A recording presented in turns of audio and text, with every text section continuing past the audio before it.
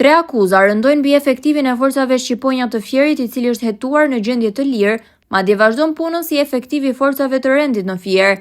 30 vjeçari Brian Dëma nga lagja 1 Maj u arrestua në vitin 2024 me akuzën e trafikut të lëndëve narkotike, shpërdorimit të detyrës dhe nxitje të miturit në krim.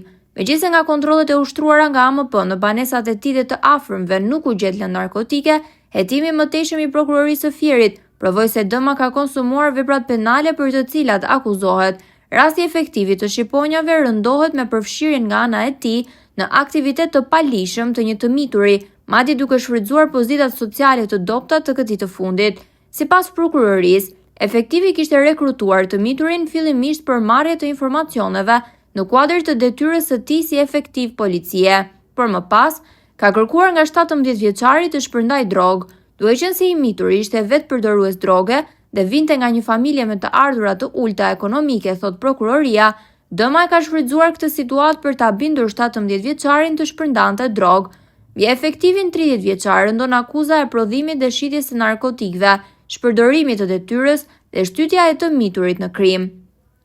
Njoftimi.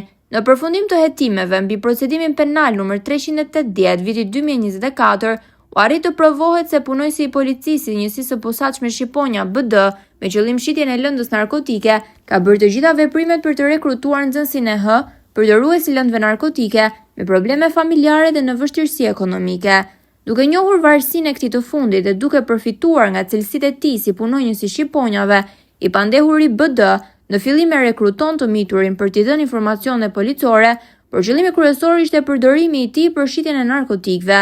Nga hetimi proaktiv i çështjes rezultoi se i pandehuri BD me veprime aktive të kryera me dashje ka kryer mospërmbushje të rregullt të detyrës duke cënuar interesat e shtetit, rendit publik dhe të miturit e H.